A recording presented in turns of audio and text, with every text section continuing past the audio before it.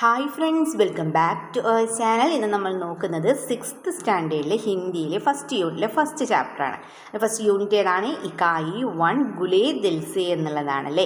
ഇക്കായി 1 ഗുലേ ദിൽസേ. ഗുലേ എന്ന് പറഞ്ഞാൽ എന്താ കൂട്ടുകാരെ? ഗുലേ തുറന്ന, എന്താണ് ഗുലേ. ദിൽ എന്ന് നമുക്കറിയാം അല്ലേ. ദിൽ എന്ന് പറഞ്ഞാൽ എന്താണ്? മനസ്സല്ലേ. അപ്പോൾ ഗുലേ ദിൽസേ എന്ന് പറഞ്ഞാൽ എന്താണ്? തുറന്ന മനസ്സോടെ. അപ്പോൾ മീനിങ് എന്താണ്? തുറന്ന മനസ്സോടെ. ഇനി ഇവിടെ നമുക്ക് ഒരു പിക്ചർ കൊടുത്തിട്ടുണ്ട് അല്ലേ. ആരൊക്കെയാണ് ഈ ചിത്രത്തിലുള്ളത്? തവളയുണ്ട്, മുയലുണ്ട്, കരടിയുണ്ട്, വണ്ടുണ്ട്, പിന്നെ നോക്കൂ നെക്സ്റ്റ് തത്തയുണ്ട്, ജിറാഫ് ഉണ്ട്. പൂവങ്കോഴിയുടെയൊക്കെ പിക്ചറാണല്ലേ കൊടുത്തിട്ടുള്ളത്. ഇവയ്ക്കൊക്കെ ഹിന്ദിയിൽ എന്താ പറയാന്ന് കൂട്ടുകാർക്ക് അറിയാമോ? നമുക്കറിയാം അല്ലേ. എന്തൊക്കെയാ അറിയാം നിങ്ങൾക്ക്? തവളയ്ക്ക് എന്താ ഹിന്ദിയിൽ പറയുന്നത്? തവളയ്ക്ക് മേംടക് അല്ലേ. ദെൻ കരടിക്ക് ബാലു. ദെൻ മുയലിന് എന്താ പറയുക? യെസ് ഖർഗോശ് അല്ലേ. ദെൻ വണ്ടിന് ഭ്രമർ. തത്തയ്ക്ക് എന്താ? യെസ് തോത്തയല്ലേ. ദെൻ ജിറാഫിന് ജിറാഫ് തന്നെയാണ് പറയുക. ദെൻ കോഴിക്ക് മൂർഗ അല്ലേ. ഓക്കെ. അപ്പം ഇനി നോക്കൂ, ഇവിടെ ഒരു ഫസ്റ്റ് നമുക്കൊരു ക്വസ്റ്റ്യൻ കൊടുത്തിട്ടുണ്ട്. സബ് ഖുഷി മേഹെ ക്യോ, എന്തുകൊണ്ടെന്ന് ചോദിച്ചിട്ടുണ്ട് അല്ലേ. സബ് ഖുഷി മേഹെ, എല്ലാവരും പിക്ചറിലുള്ള എല്ലാവരും എന്താണ്? സന്തോഷത്തിലാണല്ലേ. ഇത് എന്തിനെ കുറിച്ചുള്ളൊരു ചിത്രമാണ് കൂട്ടുകാരെ? പ്രകൃതിയെക്കുറിച്ചാണ് അല്ലേ. അപ്പം നമുക്ക് എന്ത് പറയാം? യഹ് പ്രകൃതി കാ ചിത്ര ഹേ. ദെൻ ചിത്രമേ ആരൊക്കെ നമ്മൾ പറഞ്ഞപ്പോൾ ചിത്രമേ കുച്ച് ജീവ് ഹും, ബാലു, മേംടക്, ഖർഗോശ്, ഭ്രമർ, തോത്ത, ജിറാഫ്, മുർഗ ആദി ഹേ. വേ ബഡി ഖുഷി മേഹെ. ഇവരെല്ലാം എന്താണ്? വളരെയധികം സന്തോഷത്തിലാണല്ലേ. ഓക്കെ. അപ്പം നമുക്ക് കൊടുത്തിട്ടുള്ള ഫസ്റ്റ് ക്വസ്റ്റ്യൻ എന്താണ്? സബ് ഖുഷി മേം ഹേ ക്യോ, എന്തുകൊണ്ട്? ഖുഷി എന്ന് പറഞ്ഞാൽ ഹാപ്പി അല്ലേ. അപ്പം എല്ലാവരും, സബ് എന്ന് പറഞ്ഞാൽ എല്ലാവരും സന്തോഷത്തിലാണ്. എന്തുകൊണ്ടാണ് എല്ലാവരും സന്തോഷത്തിലായത്? എന്തായിരിക്കും കാരണം? പ്രകൃതി മേ സബ് ജീവ് ആപ്പസ് മേ പ്യാർ സേ രഹത്തെ ഹേ ഇസ്ലിയേ വേ ഖുഷി മേ ഹേ. അതായത് പ്രകൃതിയിലെ എല്ലാ ജീവികളും എങ്ങനെയാണ് ജീവിക്കുന്നത്? സബ് ജീവ് ആപ്പസ് മേ പ്യാർ സേ രഹത്തെ ഹേ, പരസ്പര സ്നേഹത്തോടെയാണല്ലേ വസിക്കുന്നത്. ഇസ്ലിയേ വേ ഖുഷി മേ ഹേ, അതുകൊണ്ടാണ് അവർ എന്ത് ചെയ്യുന്നത്? സന്തോഷത്തിലാകുന്നത് അല്ലേ. ഓക്കെ. അപ്പം ആൻസർ എന്താണ്? പ്രകൃതി മേ സബ് ജീവ് ആപ്പസ് മേ പ്യാർ സേ രഹത്തെ ഹേ ഇസ്ലിയേ വേ ഖുഷി മേ ഹേ. ഓക്കെ.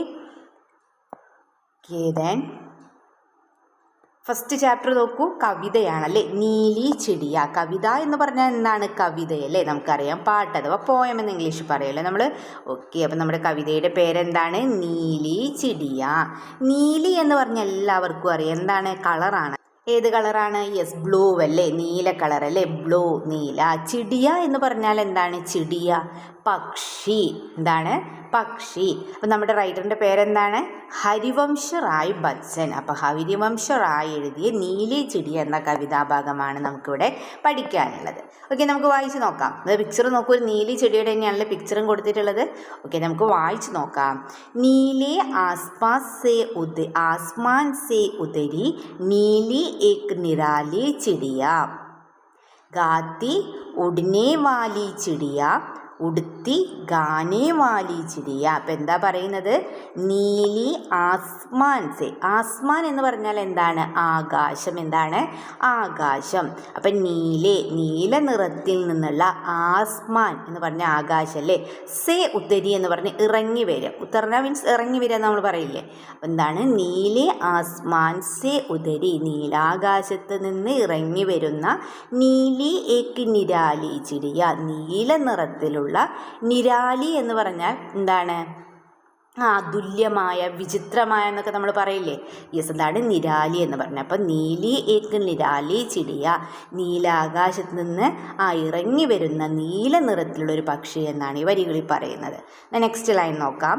ഗാത്തി ഉഡ്നെ Valley ചിടിയ, ഉടുത്തി ഗാനേ Valley ചിടിയ. ഗാത്തി എന്ന് പറഞ്ഞ പാട്, സിങ്, നമ്മൾ പാടില്ലേ, അതിനാണ് പറയുന്നത് ഗാത്തി എന്ന് പറയുന്നത്. ഉഡ്നെ വാലി ചിടിയ, പാടിയിട്ട് ഉഡ്നെ വാലി, പറക്കുന്ന പക്ഷി. ഗാത്തി ഉഡ്നെ വാലി ചിടിയ എന്ന് പറഞ്ഞാൽ പാടി പറക്കുന്ന പക്ഷി. നോക്കൂ, നെക്സ്റ്റ് ലൈൻ നോക്കൂ.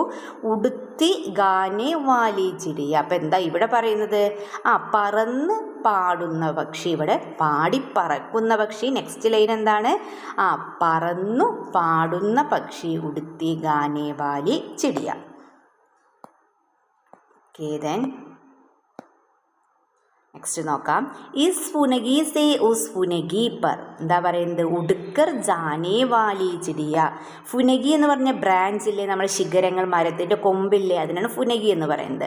അപ്പോൾ ഈ ഫുനഗി സേ, ഈ ഫുനഗിയിൽ നിന്ന്, അതായത് ഈ ചില്ലയിൽ നിന്ന്, സേ ഉസ് ഫുനഗി പർ, നിന്ന് ആ ചില്ലയിലേക്ക് അല്ലേ, ഉടുക്കർ ജാനേ വാലി ചിടിയ, പറന്നു പോകുന്ന പക്ഷി. അപ്പോൾ ഈ ഫുനഗി സേ ഉസ് ഫുനഗി പർ ഉടുക്കർ ജാനേ വാലി ചിടിയ, ഈ ചില്ലയിൽ നിന്ന് ആ ചില്ലയിലേക്ക് പറന്നു പോകുന്ന പക്ഷി. ഇൻ പത്തോ മീം ഉൻ പത്തോ മീൻ ചിപ്പിക്കർ ഗാനേ വാലി ചിടിയ. പത്ത എന്ന് പറഞ്ഞാൽ നമുക്കറിയാം ഇലയല്ലേ. അപ്പോൾ ഇൻ പത്തോ മീം, ഈ ഇലകളിലും, അതുപോലെ തന്നെ ഉൻ പത്തോ മീം, ആ ഇലകൾക്കിടയിലും, ചിപ്പിക്കർ ഗാനേ വാലി ചിടിയ, ഒളിച്ചിരുന്നിട്ട്. ചിപ്പിക്കർ മീൻസ് ഒളിച്ചിരിക്കില്ലേ നമ്മൾ, അതിലാണ് പറയുന്നത് ചിപ്പിക്കർ. ചിപ്പിക്കർ ഗാനേ വാലി ചിടിയ, ഒളിച്ചിരുന്ന് പാടുന്ന പക്ഷി എന്നാണ് പറയുന്നത്. ഓക്കെ, ഇത് നെക്സ്റ്റ് ലൈൻ നോക്കാം. पर फड़काकर नीचे आकर दाना गाने वाली चिड़िया, दाना गाकर पर फड़काकर जट उड़ जाने वाली चिड़िया. അപ്പം എന്താ പറയുന്നത്? ഫഡ്കാക്കർ എന്താ പറയുന്നത്? പർ ഫഡ്കാക്കർ നീച്ചെ ആക്കർ, അതായത് ചിറകടിച്ചിട്ട് താഴെ വന്നിട്ട് എന്ത് ചെയ്യാണ്? നീച്ചെ ആക്കർ. നീച്ചെ മീൻസ് അണ്ടർ അല്ലേ, താഴെ. താഴെ വന്ന് എന്ത് ചെയ്യും? ദാനാ ഗാനേ വാലി ചിടിയ, ധാന്യം തിന്നുന്ന പക്ഷി. ദാന എന്ന് പറഞ്ഞാൽ ധാന്യമില്ലേ? യെസ്, കിളികളൊക്കെ ധാന്യങ്ങളാണല്ലേ കഴിക്കുന്നത്, നെല്ല് അങ്ങനെയുള്ള ധാന്യങ്ങളില്ലേ. അപ്പോൾ അതാണ് ഇവിടെ പറയുന്നത്. പർ ഫഡ്കാക്കർ നീച്ചെ ആക്കർ ദാനാ ഗാനേ വാലി ചിടിയ, ചിറകടിച്ചിട്ട് താഴെ വന്ന് ധാന്യം തിന്നുന്ന പക്ഷി. ദാനാ ഗാക്കർ പർ ഫഡ്കാക്കർ ജഡ് ഉഡ് ജാനേ വാലി ചിടിയ. ദാനാ ഗാക്കർ എന്ത് ചെയ്യണേ? ധാന്യം തിന്നിട്ട് പർ ഫഡ്കാക്കർ ചിറകടിച്ചത് എന്ത് ചെയ്യുന്നു? ജഡ് ഉഡ് ജാനേ വാലി ചിടിയ, ചിറകടിച്ച ഉടനെ, അതായത് ജഡ് എന്ന് പറഞ്ഞാൽ പെട്ടെന്ന് തന്നെ പറന്നു പോകുന്ന പക്ഷി. ജഡ് ഉഡ് ജാനേ വാലി ചിടിയ, പെട്ടെന്ന് പറന്നു പോകുന്ന പക്ഷി.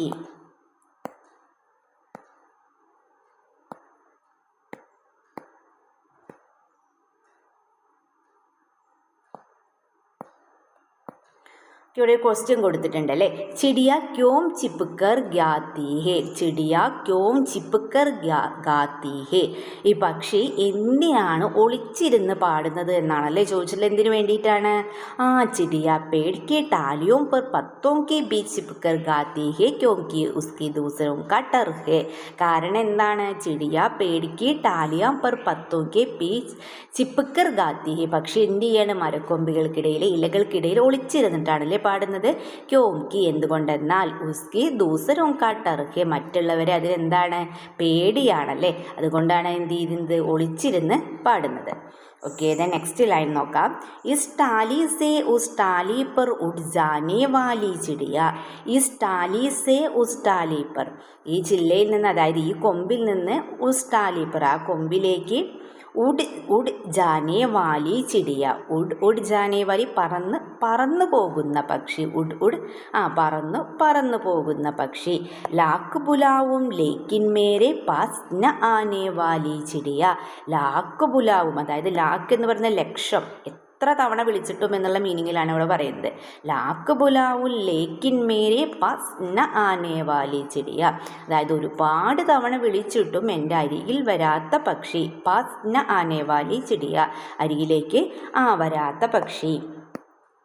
नीले आसमान से उतरी नीली एक निराली चिड़िया, गाती उड़ने वाली चिड़िया, ഉടുത്തി ഗാനേ വാലി ചിടിയ. നമ്മുടെ ഫസ്റ്റ് കൊടുത്തുള്ള 4 ലൈൻസ് തന്നെയാണ് വീണ്ടും കൊടുത്തിട്ടുള്ളത്. അതായത് നീലെ ആസ്മാൻ സെ, നീല ആകാശത്ത് നിന്ന് ഇറങ്ങി വരുന്ന, നീലെ ആസ്മാൻ സെ ഉതിരി നീലി ഏക് നിറാലി ചിടിയ, നീല നിറത്തിലുള്ള ഒരു വിചിത്രമായ പക്ഷി. ഗാത്തി ഉടനെ വാലി ചിടിയ, പറന്ന് പാടുന്ന പക്ഷി. ഉടുത്തി ഗാനേ വാലി ചിടിയ, പറന്ന് പാടുന്ന പക്ഷി. നമ്മൾ പറഞ്ഞതാണ് അല്ലേ അതിൻ്റെ മീനിങ്. ഈ ക്വസ്റ്റ്യൻ നോക്കൂ. ലാക്ക് ബുലാവുൽ ലേക്കിൻ മേരെ പാസ് ന ആനേ വാലി ചിടിയ ക്യോ. ഒരുപാട് തവണ വിളിച്ചിട്ടും എൻ്റെ അടുത്തേക്ക് വരുന്നില്ല എന്നാണല്ലേ പറയുന്നത്. അതായത് പല പ്രാവശ്യം, ലാക്ക് എന്ന് പറഞ്ഞാൽ ലക്ഷമാണ്, അതായത് ഇവിടെ മീൻ ചെയ്യുന്നത് ഒരുപാട് തവണ വിളിച്ചിട്ടും. ലാക്ക് ബുലാവും പല പ്രാവശ്യം വിളിച്ചിട്ടും, ലേക്കിൻ മേരെ പാസ് ന ആനേ വാലി ചിടിയ, എൻ്റെ അടുത്ത് വരാത്ത പക്ഷി. ക്യോ എന്തുകൊണ്ടാണ് ഒരുപാട് തവണ വിളിച്ചിട്ടും പക്ഷി അതിൻ്റെ അടുത്തേക്ക് വരുന്നില്ല എന്ന് പറയുന്നത്. എന്തുകൊണ്ടാണ് ആ കിളി അടുത്തേക്ക് വരാത്തത്? ചിടിയ ആസ്മാൻ സെ മുड़ती है और पेड़ के डालियां पर बैठकर गाती है, मानो वह डरती है इसलिए वह हमारे पास न आती है. അപ്പം എന്താണ്? ചിടിയ ആസ്മാൻ സെ ഉടുത്തി ഹെ, ചിടിയ എന്ത് ചെയ്യാൻ? ആകാശത്ത് പറക്കുകയും ഓർ പേടിക്ക് ഡാലിയോം പെർ ബൈഡ്കർ ഗാത്തി, അതെന്ത് ചെയ്യുന്നു? മരച്ചില്ലകളിലിരുന്ന് പാടുകയും ചെയ്യുന്നു. മാനോക്കോ വഹ് ഡർത്തി ഹെ, മനുഷ്യർ അതിനെന്താണ്? പേടിയാണല്ലേ. ഡർത്തി ഹെ, അതിന് പേടിയാണ്. ഇസ്ലിയെ വഹ് ഹമാരെ പസ് ന ആത്തി ഹെ, അതുകൊണ്ടാണ് അതെന്ത് ചെയ്യുന്നത്? നമ്മൾ അടുത്തേക്ക് വരാത്തതല്ലേ. ദെൻ ഇനി ആക്ടിവിറ്റീസ് നോക്കാം. നമൂനയ്ക്ക് അനുസാർ വാക്യ ബനായേ, എന്താണ്? മാതൃകയനുസരിച്ച് വാക്യങ്ങൾ എഴുതാനാണല്ലേ. ഓക്കെ, നമുക്ക് നോക്കാം. ചിപ്കർ ഗാന. ചിപ്കർ ഗാന എന്ന് പറഞ്ഞാൽ എന്താണ്? ഒളിച്ചിരുന്നു പാടുക. ചിപ്കർ ഗാന എന്താണ്? ഒളിച്ചിരുന്നു പാടുക. പസ് ന ആന എന്ന് പറഞ്ഞാൽ എന്താണ്? അടുത്ത് വരാതിരിക്കുക. ജഡ് ഉഡ് ജാന എന്ന് പറഞ്ഞാൽ എന്താണ്? പെട്ടെന്ന് പറന്നു പോവുക. ദാന ഗാന എന്താണ്? ധാന്യം തിന്നുക അല്ലേ. പിന്നെ നമൂന നോക്കാം, മാതൃക നോക്കാം നമുക്ക്. ചിടിയ ചിപ്കർ ഗാത്തി ഹേ, ചിടിയ എന്ത് ചെയ്യുന്നു? ഒളിച്ചിരുന്നു പാടുന്നു. അപ്പോൾ ഇതുപോലെ നമ്മൾ എന്ത് ചെയ്യണം? ചിടിയ വെച്ചിട്ട് ഈ ഓരോ വേർഡ്സും എഴുതണം, ഓരോ സെൻറ്റൻസ് ആക്കിയിട്ട് നമ്മൾ എഴുതണം. അപ്പോൾ നെക്സ്റ്റ് നമുക്ക് എങ്ങനെ എഴുതാം? ചിടിയ പാസ് ന ആത്തി ഹേ, ചിടിയ പാസ് ന ആത്തി ഹേ, പക്ഷി അടുത്ത് വരുന്നില്ല അല്ലേ. ദെൻ ചിടിയ ജഡ് ഉഡ് ജാത്തി ഹേ, ചിടിയ ജഡ് ഉഡ് ജാത്തി ഹേ. ദെൻ ചിടിയ ദാന ഗാത്തി ഹേ, ചിടിയ ദാന ഗാത്തി ഹേ. ദാന ഗാന എന്നുള്ളത് എങ്ങനെ എഴുതും? ചിടിയ ദാന ഗാത്തി ഹേ. എഴുതേണ്ടത് എങ്ങനെയാണെന്ന് മനസ്സിലായല്ലോ. ഓക്കെ, ഇനി നോക്കൂ. സമാൻ അർത്ഥൂണ്ടേയും പത്തേയും വരെയും, സമാനാർത്ഥം കണ്ടെത്തി എന്ത് ചെയ്യണം? 10 ഇലകൾ നിറയ്ക്കാനാണല്ലേ പറഞ്ഞിട്ടുള്ളത്. നോക്കൂ, ജൽദി. ജൽദി എന്ന് പറഞ്ഞാൽ എന്താണ്? പെട്ടെന്ന്. അപ്പോൾ ഇതിൽ വേർഡ് ഏതാണ്? അതെന്ന് മനസ്സിലായോ? ജഡ് ആണല്ലേ. ഏതാണ് നമ്മൾ പോയത്തിൽ ഉപയോഗിച്ചിട്ടുള്ള ഏതാണ്? ജഡ്. ദെൻ പങ്ക് എന്ന് പറഞ്ഞാൽ എന്താണ്? ചിറകല്ലേ. അതിന് പകരം കവിതയിൽ ഉപയോഗിച്ചിരിക്കുന്ന വേർഡ് ഏതാണ്? പർ ആണല്ലേ. എന്താണ്? പർ. ദെൻ ഡാലി. ഡാലിക്ക് പകരം നമ്മൾ എന്താണ് കവിതയിൽ ഉപയോഗിച്ചത്? ഫുനഗി എന്നൊരു വേർഡ് പഠിച്ചില്ലേ? യെസ്, ഫുനഗി. ദെൻ നെക്സ്റ്റ് പക്ഷി. പക്ഷിക്ക് പകരം എന്തായിരുന്നു? ചിടിയ അല്ലേ. പക്ഷി, ചിടിയ. ദെൻ അനോഖ എന്ന് പറഞ്ഞാൽ എന്താണ്? വിചിത്രമായ. അപ്പോൾ ഈ മീനിങ് വരുന്ന വേർഡ് ഏതായിരുന്നു? നമ്മൾ നിരാല എന്ന് പഠിച്ചിട്ടുണ്ടല്ലേ. നിരാല. ദെൻ ആകാശ്. ആകാശ് സെയിം മീനിങ് വരുന്നത് കവിതയിൽ ആസ്മാനാണല്ലേ. എന്താണ്? ആസ്മാൻ. ഓക്കെ. देन पंक्तियाँ ढूंढें लिखें. चिड़िया एक डाली से दूसरी डाली पर उड़ जाती है. അപ്പോൾ ഈ ചിടിയ एक डाली से दूसरी डाली पर उड़ जाती है. ചിടിയ ഒരു മരത്തിൻ്റെ ശാഖയിൽ നിന്ന് മറ്റൊരു മരക്കൊമ്പിലേക്ക് പറക്കുന്നു. അപ്പോൾ ഈ അർത്ഥം വരുന്ന വരികൾ ഇതിൽ ഏതാണെന്നാണ് ചോദിച്ചിട്ടുള്ളത്. ദെൻ ചിടിയ ലോഗോं के पास नहीं आती है. ചിടിയ എന്ത് ചെയ്യുന്നില്ല? ആളുകളുടെ അടുത്തേക്ക് വരുന്നില്ല. ചിടിയ പത്തോं में छिपकर गाती है. ചിടിയ ഇലകൾക്കിടയിൽ ഒളിച്ചിരുന്നു പാടുന്നു. ദെൻ ചിടിയ ദാന ഗാക്കർ ജൽദി ഉഡ് ജാത്തി ഹെ. ചിടിയ ധാന്യം കഴിച്ച് പെട്ടെന്ന് തന്നെ പറന്നു പോകുന്നു. അപ്പോൾ ഇനി നമുക്ക് ഓരോ വരികളായിട്ട് കണ്ടെത്താം അല്ലേ. ചിടിയ एक डाली से दूसरी डाली पर उड़ जाती है. അപ്പോൾ ഏതാണ് വരികൾ? ഏതാണ്? യെസ്, ഇസ് ഡാലി സേ ഉസ് ഡാലി പർ ഉഡ് ജാനേ വാലി ചിടിയ എന്നുള്ളതാണ് അല്ലേ. ഈസ് ഡാലി സേ ഉസ് ഡാലി പർ, വരികൾ ഇതാണല്ലേ. ഓക്കെ, അപ്പോൾ ഈസ് ഡാലി സേ ഉസ് ഡാലി പർ ഉഡ് ഉഡ് ജാനേ വാലി ചിടിയ. ഈ മരത്തിൽ നിന്ന് ആ മരത്തിൻ്റെ കൊമ്പിലേക്ക് പാടുന്ന പക്ഷി എന്നുള്ളതാണല്ലേ. ഓക്കെ, നെക്സ്റ്റ് നോക്കാം നമുക്ക്. ചിടിയ ലോഗോं के पास नहीं आती है. ആ വരികൾ വരുന്നത് ഏതാണ്? ഏതാണ് വരികൾ?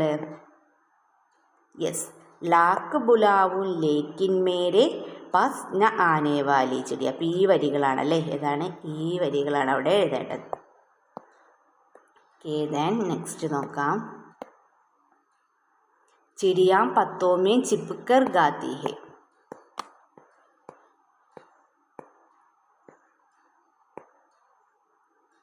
യെസ്, ഈ വരികളാണല്ലേ. In പത്തോമേം Un പത്തോമേം ചിപ്കർ ഗാനേ Valley ചിടിയ. എളുപ്പമല്ലേ ഇതൊക്കെ? അതേ വരി നോക്കി നിങ്ങൾ കണ്ടെത്തിയാൽ മതി. വേർഡ്സ് അതേപോലെ ഇതിൽ കൊടുത്തിട്ടുണ്ടാവും. അത് ജസ്റ്റ് ഒന്ന് ഐഡൻറ്റിഫൈ ചെയ്ത് നിങ്ങൾക്ക് എന്ത് ചെയ്യാൻ പറ്റും, വരികൾ കണ്ടെത്താൻ പറ്റും. പിന്നെ ചിടിയ ദാന ഗാക്കർ ജൽദി ഉടുത്തി ഏതായിരിക്കും? ദാന ഗാക്കർ പർ പകട് ഗാക്കർ ഉഡ് ചഡ് ഉഡ് ജാനെ വാലി ചിടിയ എന്ന് പറയുന്നുണ്ടല്ലേ. സി വരികളാണ് ദാന ഗാക്കർ ഫർ ഫഡ്ഗാക്കർ ജഡ് ഉഡ് ജാനെ വാലി ചിടിയ. അപ്പോൾ ഈ വരികളാണ് നിങ്ങൾ അവിടെ എഴുതേണ്ടത്. ഓക്കെ, ഇനി മനസ്സിലായല്ലോ. ഓക്കെ, നെക്സ്റ്റ് ക്വസ്റ്റ്യൻ നോക്കാം നമുക്ക്. അടുത്ത ചോദ്യം എന്താണ്?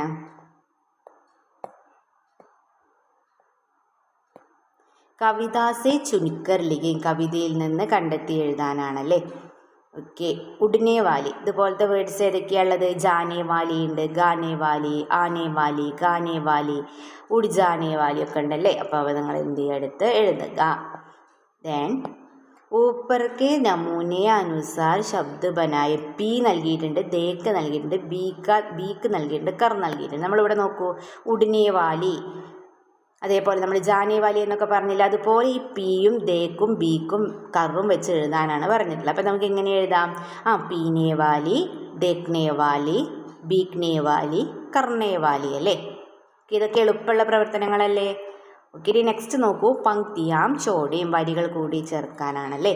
നീലെ ആസ്മാൻ സെ ഉതരി നീലി എക് നിറാലി ചിടിയ ഗാത്തി ഉടനെ വാലി ചിടിയ ഉടുത്തി ഗാനെ വാലി ചിടിയ.